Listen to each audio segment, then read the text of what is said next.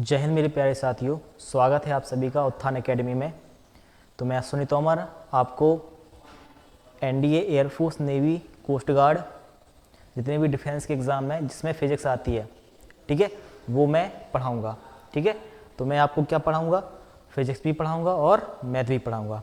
ठीक है, जो टेक्निकल जितना भी सब्जेक्ट होता है, टेक्निकल मैथ और फिजिक्स जिसमें आती है, वो सब मैं पढ़ाने वाला हूँ। तो आज हम फिजिक्स में जो हमारा पहला टॉपिक ही होता है फिजिक्स का, 11th फिजिक्स का, पहले हम 11th के कुछ चैप्टर फिनिश करेंगे। जो फिनिश करने के बाद उसके बाद उसकी प्रैक्टिस करेंगे, फिर उसके बाद हम क्या करेंगे, 12th फिजिक्स भी स्टार्ट करेंगे। जो 11th फिजिक्स में जो पहला चैप्टर है हमारा, यूनिट एंड डायमेंशन, कौन सा है? यूनिट एंड डायमेंशन, वो हम आज स्टार्ट करेंगे। तो सबसे पहले जान लेते हैं कि फिजिक्स होती क्या है। ठीक है, तो एक ग्रीक भाषा में शब्द है अपना, ग्रीक भाषा में शब्द है फियोसिस। फियोसिस ग्रीक भाषा में शब्द है फियोसिस। इसका अर्थ होता है प्रकृति। क्या होता है अर्थ? प्रकृति। तो ग्रीक भाषा में जो फियोसिस नामक शब्द है, उसी से क्या लिया गया है? फिजिक्स नामक शब्द लिया गया है। इसका अर्थ होता है प्रकृति। तो भौतिक विज्ञान की परिभाषा हम कह सकते हैं, यानी विज्ञान की वह शाखा जिसमें हम प्रकृति तथा प्रकृति में होने वाली जितनी भी परिघटनाएं हैं उसका अध्ययन करते हैं, उसे हम क्या कहते हैं? भौतिक विज्ञान। तो हम लिख सकते हैं कि भौतिक विज्ञान क्या है? विज्ञान की वह शाखा, क्या लिखेंगे? विज्ञान की वह शाखा, विज्ञान की वह शाखा जिसमें हम प्रकृति तथा प्राकृतिक घटनाओं का अध्ययन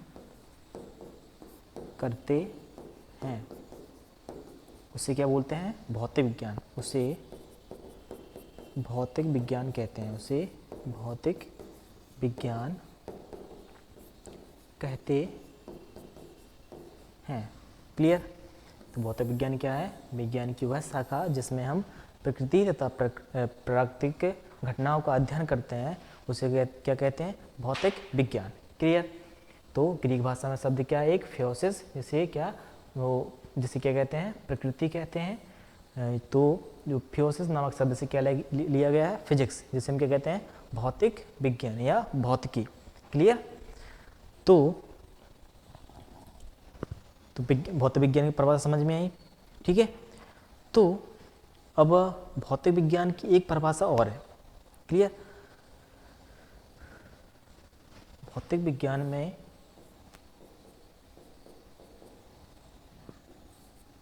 प्रकृति वर्ड आया। क्या आया? प्रकृति। कौन सा शब्द आया? प्रकृति। सर, प्रकृति क्या है? प्रकृति द्रव और ऊर्जा का एक क्या है? मिश्रण है, जिसे हम प्रत्यक्ष या अप्रत्यक्ष रूप से अपनी ज्ञानेंद्रियों द्वारा क्या कहते हैं? अनुभव करते हैं। ठीक है, अब प्रकृति में क्या? पेड़ पौधे, जीव जंतु, हवा, पानी, हर चीज़ तो आती है प्रकृति। जो सब कुछ है सब प्रकृति तो है। क्लियर? तो प्रकृति द्रव, जिसे क्या बोलते हैं? मैटर, और ऊर्जा, जिसे क्या बोल देंगे? एनर्जी। दो शब्द से मिलकर बना है, द्रव और ऊर्जा। द्रव क्या है सर? द्रव प्रकृति में हर एक चीज जिसमें क्या हो? द्रव्यमान हो और वो स्थान घेरे, जिसमें क्या हो? द्रव्यमान हो। क्या हो? द्रव्यमान हो, और वो क्या? स्थान घेरे। क्या करे? स्थान घेरे, और उसे प्रत्यक्ष व अप्रत्यक्ष रूप से हमारी ज्ञानेंद्रियों द्वारा क्या अनुभव किया जा सके, वही क्या कहलाता है? द्रव्य कहलाता है, मैटर कहलाता है। क्लियर? अब जैसे वो हवा, पानी, पेन, पेंसिल, टेबल, मेज, इसमें क्या द्रव्यमान है, स्थान भी घेर रहा है। क्लियर? इससे बहुत सारे एग्जाम्पल हैं द्रव्य के। ऊर्जा क्या है सर? अब बात करेंगे ऊर्जा। यानी कार्य करने की क्षमता को क्या कहते हैं? ऊर्जा कहते हैं। क्या कहते हैं? कार्य करने की क्षमता को, कार्य करने की क्षमता, कार्य करने की जो क्षमता होगी वही क्या कहलाएगी? ऊर्जा कहलाएगी। अब वो किसी रूप में भी हो सकती है, वो यांत्रिक ऊर्जा हो सकती है, विद्युत ऊर्जा हो सकती है, गतिज ऊर्जा हो सकती है, स्थितिज ऊर्जा हो सकती है, गुरुत्वीय ऊर्जा हो सकती है, चुंबकीय ऊर्जा हो सकती है, नाभिकीय ऊर्जा हो सकती है। क्लियर? तो वो किसी भी रूप में हो सकती है। कार्य करने की क्षमता क्या कहलाती है? ऊर्जा कहलाती है। क्लियर? इतनी बात समझ में आई? ये सब पेपर में नहीं आता है, बट थोड़ा सा इंट्रोडक्शन था, चीज़ें क्लियर होंगी। क्लियर? तो आज हम स्टार्ट करेंगे क्या? पहला टॉपिक अपना यूनिट एंड डायमेंशन। क्या है? यूनिट एंड डायमेंशन, मात्रक तथा विमाय। पहला टॉपिक है मात्रक तथा विमाय, यूनिट तथा डायमेंशन। क्लियर? क्लियर? अब उसमें जो हमारा पहला टॉपिक है क्या है? फिजिकल क्वांटिटीज, यानी भौतिक राशियाँ। क्या? फिजिकल क्वांटिटीज, भौतिक राशियाँ। तो क्या कहलाती हैं भौतिक राशियाँ? इसकी डेफिनेशन लिखी हुई है। वे सभी राशियाँ जिसका मापन भौतिकी के विभिन्न नियमों एवं सिद्धांतों के प्रतिपादन हेतु आवश्यक है।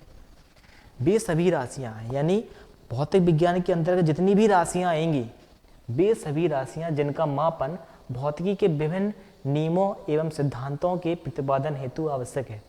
जो भौतिकी के अंदर जितने भी नियम आएंगे, ठीक है, नियम जैसे मान लेते हैं रेखीय संवेग संरक्षण का नियम, ऊर्जा संरक्षण का नियम, ठीक है, ऊष्मागतिकी के तीनों नियम, न्यूटन के गति विषय तीनों नियम, जितनी भी उसमें राशियाँ आएंगी तो उसके सिद्धांतों में प्रतिपादन हेतु आवश्यक।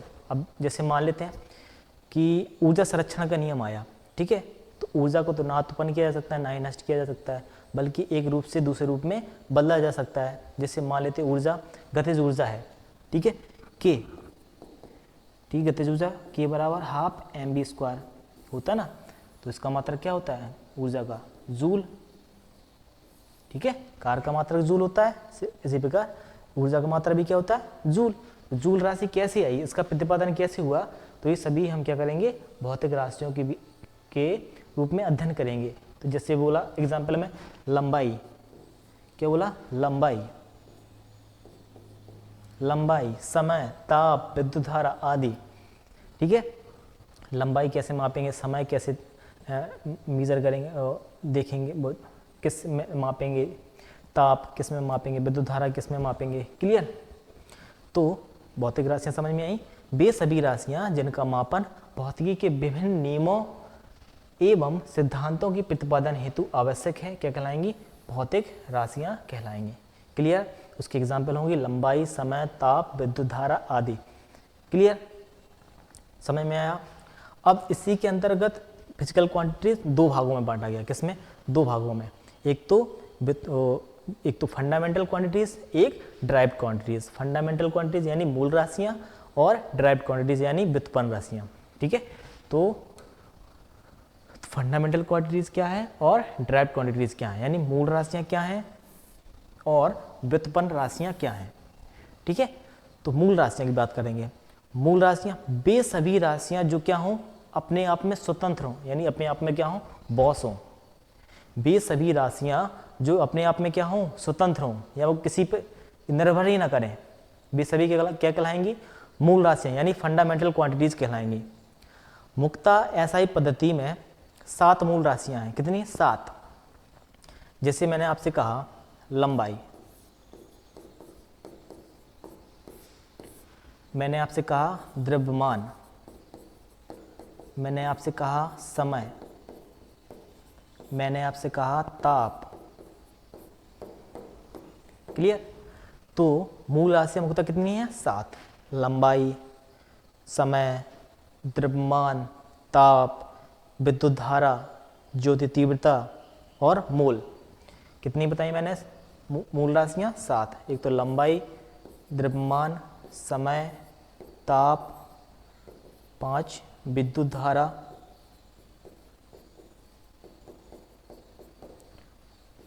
6 ज्योति तीव्रता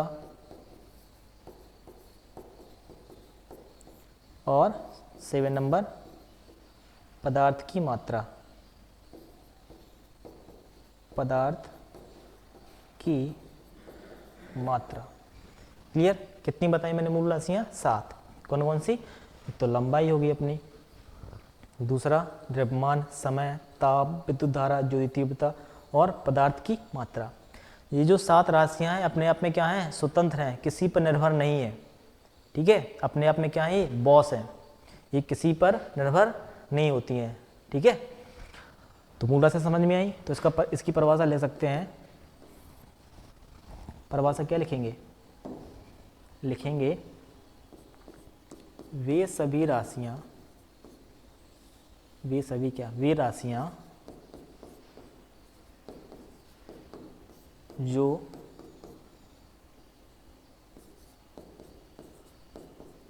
अपने आप में स्वतंत्र हों, अपने आप में स्वतंत्र हों, या स्वेच्छा से चुनी गई राशियां, या स्वेच्छा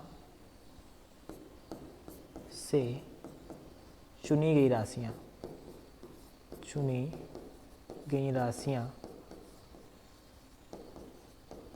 मूल राशियां कहलाती हैं। मूल राशियां कहलाती हैं, कहलाती हैं। क्लियर? वे सभी राशियां जो अपने आप में क्या हों? स्वतंत्र हों या स्वेच्छा से चुनी गई हों, वो सभी क्या कराएंगे? मूल राशियां कहलाएंगे। ठीक है, तो क्या है? लंबाई, द्रव्यमान, समय, ताप, ज्योति तीव्रता, पदार्थ की मात्रा, विद्युत धारा वगैरह। क्लियर? अब बात करेंगे कि सर व्युत्पन्न राशियां क्या हैं, ड्राइव्ड क्वांटिटीज क्या हैं। तो वे सभी राशियां जो मूल राशियों से व्युत्पन्न हो, यानी मूल राशियों से प्राप्त हों, वे सभी क्या कहलाएंगी? मूल राशियां कहलाएंगी। वे सभी राशियां जो मूल राशियों से क्या हो? प्राप्त हो, वो सभी क्या कहलाएंगी? व्युत्पन्न राशियां। तो हम क्या लिखेंगे? वे सभी राशियां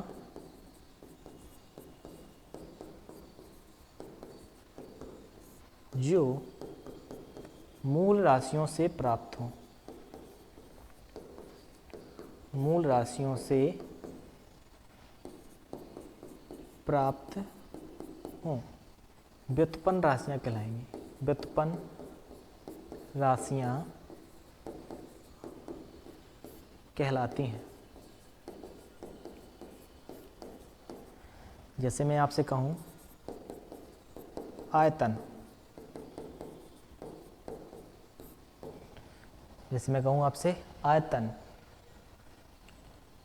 वेग, घनत्व आदि। आयतन क्या है? आयतन क्या होता है? लंबाई गुणा चौड़ाई। क्या होता है? लंबाई गुणा चौड़ाई। तो दो राशियों, लंबाई भी क्या है? एक लंबाई है, चौड़ाई भी क्या है? एक लंबाई के बराबरी तो होती है। क्लियर? तो लंबाई और चौड़ाई, आयतन मिलकर, लंबाई और चौड़ाई गुणा चौड़ाई मिलकर क्या बना है? आयतन। वेग और इसी प्रकार घनत्व, यानी द्रव्यमान बटे आयतन। द्रव्यमान हो गया और आयतन हो गया, तो यानी द्रव्यमान है ना उसमें, तो मूल राशियों से मिलकर तो बना है। क्लियर? तो वे सभी राशियां जो मूल राशियों से प्राप्त हों, वो क्या कहलाएंगी? व्युत्पन्न राशियां कहलाएंगी। दो चीज समझ में आई, मूल राशियां क्या हैं और व्युत्पन्न राशियां क्या हैं। क्लियर ना? मूल राशियां क्या हैं? वे राशियां जो अपने आप में क्या हों? स्वतंत्र हों या स्वेच्छा से चुनी गई राशियां क्या कहलाएंगी? मूल राशियां। और व्युत्पन्न राशियां वे सभी राशियां जो मूल राशियों से क्या हों? प्राप्त हों, वो क्या कहलाएंगी? व्युत्पन्न राशियां कहलाएंगी। ठीक है, जैसे एग्जाम्पल बताया मैंने, आयतन हो गया, वेग हो गया, घनत्व हो गया, त्वरण हो गया। ठीक है, ये चीज समझ में आई। अब हम बात करेंगे एक कॉन्सेप्ट की और। ठीक है, नोट करके लिखना। ठीक है, क्वेश्चन पूछा जाता है आपसे यहां से, Q बराबर एन यू, Q बराबर एन यू। ठीक है, या सीधे ले सकते हैं एन यू बराबर कांस्टेंट, एन यू बराबर कांस्टेंट। सर ये क्या लिख रहे हो एन यू? और एन क्या है? आंकिक मान है। क्या है? आंकिक मान है। यू क्या है? यूनिट, यूनिट बोले तो इकाई। क्लियर? कांस्टेंट मतलब नियतांक। क्लियर? तो हम ले सकते हैं n इनवर्सली प्रोपोर्शनली 1/u लिख सकते हैं।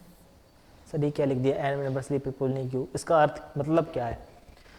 जैसे मैंने आपसे कहा, मान लेते हैं जैसे मैंने आपसे कहा 4 मीटर बराबर 400 सेंटीमीटर, 400 सेंटीमीटर। क्लियर? मैंने आपसे कहा 4 मीटर बराबर 400 सेंटीमीटर। तो यहाँ पे क्या n क्या है, यहाँ पे n क्या है 4, u क्या है यूनिट है, यहाँ पे n क्या है 400 और u क्या है सेंटीमीटर। क्लियर? तो हमने आपसे बताया n inversely proportionally 1/u, n inversely proportionally 1/u। तो u जितना ज़्यादा यानी यूनिट जितना बड़ा होगा, यूनिट यानी इकाई जितनी बड़ी होगी उसकी संख्या यानी उसका नंबर उतना ही छोटा होगा। इनवर्सली प्रोपोर्शनल का मतलब यही तो होता है, यानी नीचे वाला जितना बड़ा हो या जितना छोटा हो, जितना बड़ा होगा तो नंबर उतना छोटा होगा और यूनिट जितनी छोटी होगी उसका नंबर उतना बड़ा होगा। देखो लाइव एग्जांपल, अब यूनिट मीटर है ना, मीटर क्या एक बड़ी राशि है, सेंटीमीटर से तो बड़ी राशि है ना, तो मीटर सबसे बड़ी राशि है बट उसकी यूनिट उसका जो नंबर है सबसे छोटा है ना। बट देखो यहाँ पे यूनिट छोटा है, सेंटीमीटर छोटा है ना, बट उसका संख्या देखो सबसे बड़ा है, 400 सबसे बड़ा है ना। क्लियर? तो ये चीज़ आपको याद रखनी है, इससे क्वेश्चन आपको मिल सकता है पेपर में। क्लियर? मिल कर सकता है, आया हुआ भी है। क्लियर? तो ये चीज़ समझ में आई, ये आपको नोट करके लिखना है। क्लियर? अब हम बात कर रहे थे कहाँ पे, मूल राशियों और व्युत्पन्न राशियाँ हो गई हैं। क्लियर? अब हम बात करेंगे मूल मात्रक और डिराइव्ड, मूल मात्रक और व्युत्पन्न मात्रक की, यानी फंडामेंटल यूनिट और डिराइव्ड यूनिट। जो आपने अभी पढ़ा ना, जो आपने अभी फंडामेंटल क्वांटिटीज और डिराइव्ड क्वांटिटीज पढ़ी हैं, सिर्फ इसी का कॉपी करना अपन को, फंडामेंटल यूनिट में और डिराइव्ड यूनिट में, यानी कॉपी करना है। ठीक है? तो मूल मात्रक क्या है? वे मात्रक जो अपने आप में क्या हो, स्वतंत्र हो, अपने आप में क्या है, बॉस हो। ठीक है? वे मात्रक जो अपने आप में क्या हो, स्वतंत्र हो, वे सभी क्या कहलाएंगे, मूल मात्रक। मैंने बताए थे 7 बताई थी मूल इकाई, जो फंडामेंटल राशि क्या बोलते मूल राशियाँ थी, कितनी थी 7। ठीक है? 7 कौन कौन सी थी? लंबाई, द्रव्यमान, समय, ताप, विद्युत धारा, ज्योति तीव्रता और पदार्थ की मात्रा। ठीक है? 7 राशियाँ लिखते हैं और उसके बगल में उसके मात्रक लिखते हैं। ठीक है? ये राशियाँ थी, राशियाँ और इसके मात्रक। राशियाँ क्या थी? लंबाई,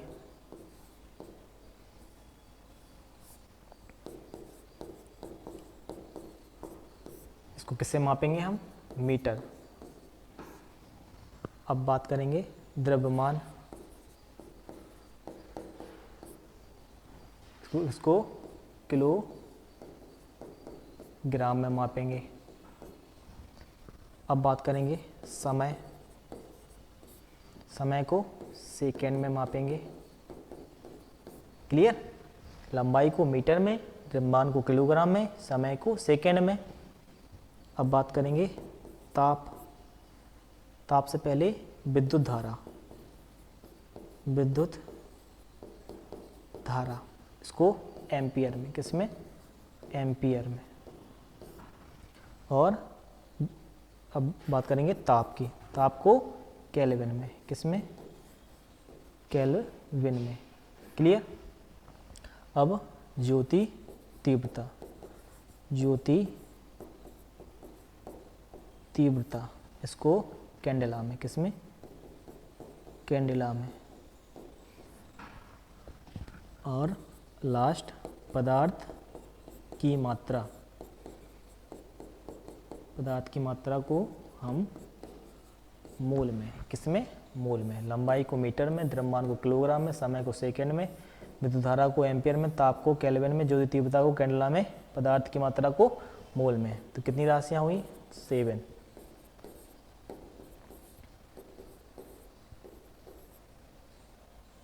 ये कहाँ से लिख गया मैं? 1 2 3 4 5 6 7। क्लियर? तो मूल मात्रक जो अपने आप में क्या हों, स्वतंत्र हों या स्वेच्छा से चुने गए हों, वो सभी के कहलाएंगे मूल मात्रक। कौन कौन से हैं? लंबाई का मीटर होता है, द्रव्यमान का किलोग्राम में होता है, समय को सेकंड में मापेंगे, विद्युत धारा को एम्पियर में मापेंगे, ताप को केल्विन में मापेंगे, ज्योति तीव्रता को कैंडला में और पदार्थ की मात्रा को मोल में। अब बात करेंगे व्युत्पन्न मात्रक की। किसकी? व्युत्पन्न मात्रक की। यानी वे सभी मात्रक जो मूल मात्रक से क्या हों, प्राप्त हों। क्या? वे सभी मात्रक जो मूल मात्रक से प्राप्त हों। अभी मैंने बात की थी जैसे व्युत्पन्न राशियों की, वे सभी राशियां जो मूल राशियों से प्राप्त होती हैं व्युत्पन्न राशियां कहलाती हैं। सेम इसी प्रकार इसमें भी, यानी वे सभी राशियां जो मूल राशियों से क्या हों, प्राप्त हों, वो सभी के कहलाएंगे व्युत्पन्न राशियां, यानी व्युत्पन्न हुई हैं उनसे। ठीक है, उसके नाम से ही पता चल रहा है। जैसे आपसे एग्जाम्पल कहूँ आपसे मैं, चाल। चाल बराबर क्या होता है? दूरी बटे समय। ठीक है, तो चाल का मात्रक क्या है? दूरी का मात्रक क्या है?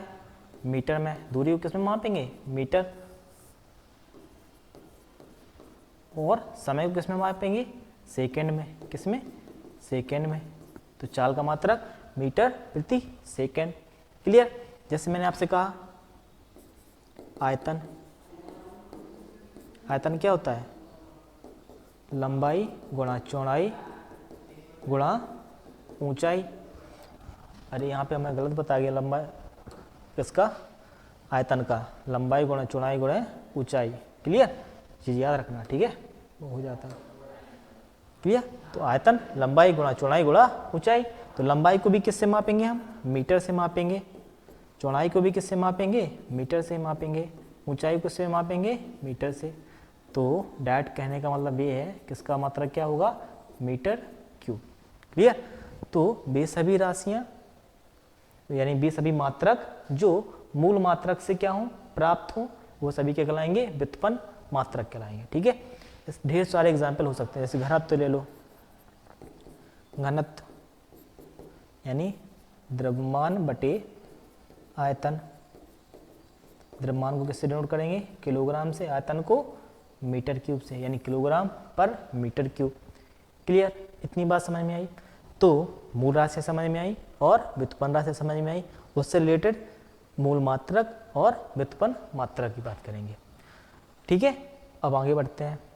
हम बात करेंगे मात्रकों की पद्धति, यानी सिस्टम ऑफ यूनिट्स। मात्रक की पद्धति के लिए हमें 4 भागों में बांटा गया। किसमें? 4 भाग में। किसमें? एक तो सीजीएस, एक तो एफपीएस और एक तो एमकेएस और एसआई यूनिट। इसका सीजीएस का फुल फॉर्म क्या होता है? सीजीएस का centimetre gram second.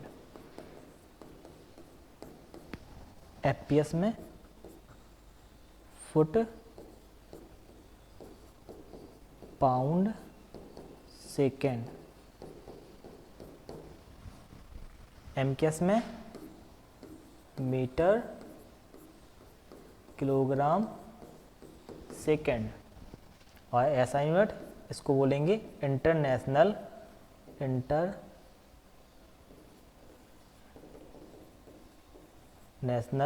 International system of unit. System of unit, international system of unit, जिसे क्या बोलेंगे? एसआई यूनिट, यानी system of international system of unit.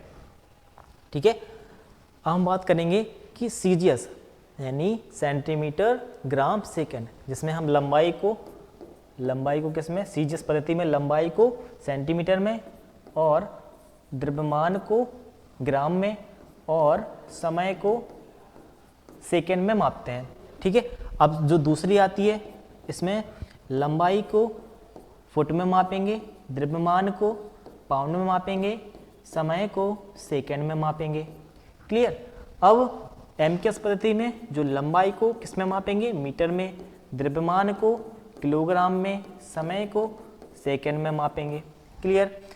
ठीक है, तो सीजीएस पद्धति समझ में आई और एमकेएस पद्धति समझ में आई और एफपीएस समझ में आया। ठीक है, तो सीजीएस पद्धति में यानी सेंटीमीटर ग्राम सेकंड, जिसमें लंबाई को सेंटीमीटर में, द्रव्यमान को ग्राम में और समय को सेकंड में मापते हैं। सेकंड नंबर एफपीएस, जिसमें लंबाई को फुट में मापेंगे, द्रव्यमान को पाउंड में मापेंगे और समय को सेकंड में मापेंगे।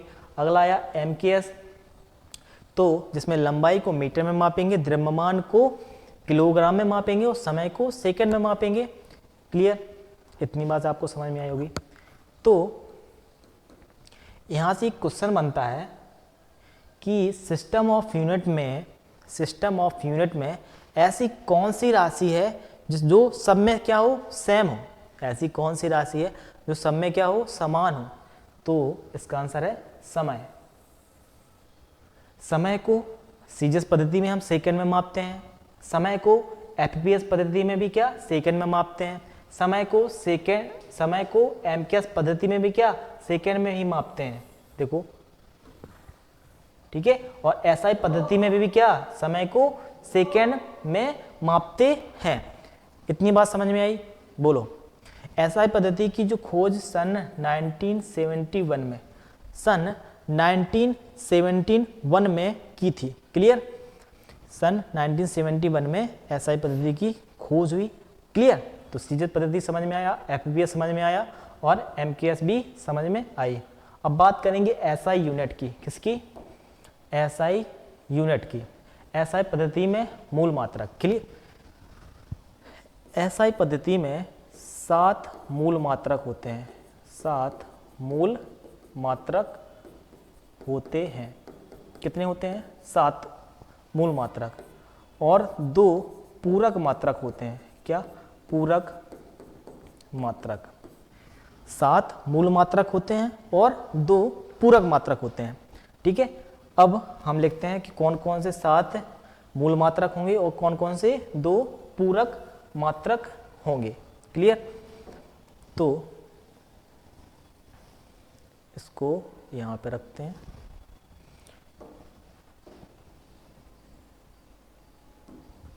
एक तरफ आपको डालना है मूल राशियां, एक तरफ आपको डालना है मूल मात्रक, एक साइड आपको डालना है संकेत। इनके संकेत क्या है। क्लियर, आई होप इतनी बात आपको समझ में आई होगी।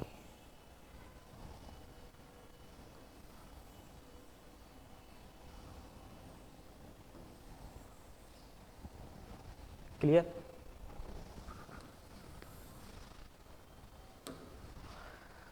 तो हम सातों के साथ लिखते हैं। देखो, पहला है लंबाई।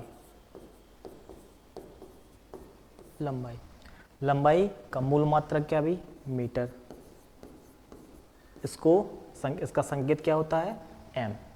लंबाई पहला क्या है, लंबाई, इसका जो मूल मात्रक होगा क्या, मीटर, और इसका संकेत क्या होगा, एम। क्लियर, अब बात करेंगे दूसरे की, इसकी द्रव्यमान। द्रव्यमान का जो मूल मात्रक होगा क्या होगा, किलोग्राम। क्या होगा, किलोग्राम। इसका जो संकेत होगा क्या होगा, के जी। किससे डिनोट करेंगे, के जी से डिनोट करेंगे। तीसरा क्या है, समय। क्या है, समय। समय को सेकंड से, और इसको किससे डिनोट करेंगे, ऐसे। ठीक है, इसका संकेत क्या होगा, SEC। अब बात करेंगे 4th नंबर, समय। अब बात करेंगे किसकी, विद्युत धारा। किसकी, विद्युत धारा। इसको मापने के लिए इसका मात्रक क्या होगा, एम्पियर। एम्पियर एक साइंटिस्ट थे, उन्हीं के नाम पर इसका क्या पड़ा, मात्रक पड़ा। और इसका संकेत क्या होगा, आई, स्मॉल आई से माप देंगे, ठीक है। 5th नंबर विद्युत धारा हो गया। अब करेंगे ताप, किसकी बात करेंगे, ताप। इसको केल्विन से, किससे नोट करेंगे, केल्विन, ठीक है। इसको केल्विन से डिनोट करने के लिए हम के से भी डिनोट करते हैं और थीटा से भी कभी कभी डिनोट करते हैं, क्लियर। के से भी डिनोट कर सकते हैं और थीटा से भी क्या कर सकते हैं, डिनोट कर सकते हैं। ताप हो गया। 6 नंबर ज्योति तीव्रता, ज्योति तीव्रता की बात करेंगे, किसकी बात करेंगे, ज्योति तीव्रता।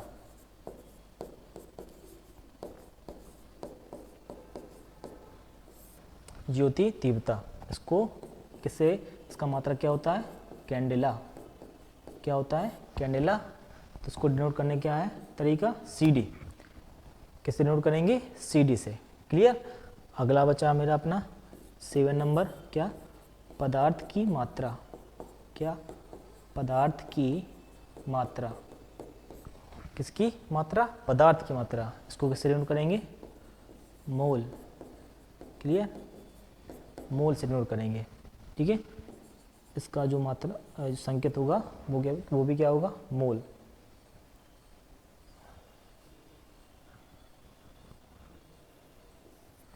क्लियर, इसका मात्रा भी क्या होगा, मोल होगा। इतनी बात समझ में आई, बोलो कितने ऐसे पद्धति में मूल मात्रा कितने होते हैं, 7। कौन कौन से, एक तो कितने 7 होते हैं, कौन कौन से, लंबाई, द्रव्यमान, समय, विद्युत धारा, ताप, ज्योति तीव्रता और पदार्थ की मात्रा, क्लियर। अब 2 पूरक मात्रा की और बात कर लेते हैं, जो हमारा लास्ट बचा है, क्या, पूरक मात्रक,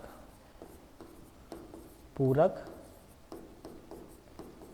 मात्रक, ठीक है। पूरक मात्रक, पूरक मात्रक कोण, एक घन कोण, जो राशियां होंगी क्या होगा, एक कोण होगा, एक दूसरा क्या होगा, घन कोण। जो इसका जो मात्रक होगा उसको रेडियन से डिनोट करेंगे, रेडियन, और इसको स्टे रेडियन से, क्लियर। यानी कोण को डिनोट करने के लिए कोण का जो मात्रक होगा क्या होगा, रेडियन, और जो घन कोण का मात्रक होगा क्या होगा, वो स्टे रेडियन, क्लियर। इतनी बात समझ में आई। अब क्या बचा इसमें, हाँ, इसको संकेत, इसका जो संकेत क्या होगा, इसको RAD और इसको SR से, ठीक है। ये संकेत है, ये क्या है, मात्रक है, ये राशियां हैं, क्लियर। इतनी बात समझ में आई। तो आज हमने क्या क्या पढ़ा, जल्दी से रिवाइज करते हैं। ये तो फिजिक्स के बारे में पढ़ा था अपना, और जो टॉपिक स्टार्ट किया यूनिट एंड डायमेंशन, भौतिक राशियाँ बताई, भौतिक राशियों के बाद फंडामेंटल क्वांटिटीज़ और ड्राइव क्वांटिटीज़ बताई, फिर उसके बाद मूल राशि, ये हाँ ये वाला आपको याद रखना है, मोस्ट इम्पॉर्टेंट है ये, ठीक है, याद रखना ये, क्लियर। उसके बाद मूल मात्रक पढ़े और व्युत्पन्न मात्रक पढ़े, क्लियर। फिर SI पद्धतियों क्या वो मात्रक की पद्धति के बारे में भी हमने जाना, क्लियर। तो आप आई होप आपको वीडियो पसंद आया होगा, ठीक है। तो ये वाली सीरीज आपकी बिल्कुल कंटिन्यूअस रहेगी। आज तो मैंने क्वेश्चन नहीं रखे हैं, लेकिन अब जो थोड़ा कॉन्सेप्ट हो जाएगा उसके बाद जस्ट प्रैक्टिस भी करेंगे, जैसे जिस प्रकार से मैथ में करते हैं, कॉन्सेप्ट किया, 2-4 कॉन्सेप्ट किए, उससे रिलेटेड क्या किए, क्वेश्चन किए, ऐसे ही इसमें भी क्या करेंगे, कुछ कॉन्सेप्ट किए, कुछ कॉन्सेप्ट करने के बाद भी प्रैक्टिस करेंगे, clear. Thank you so much, धन्यवाद।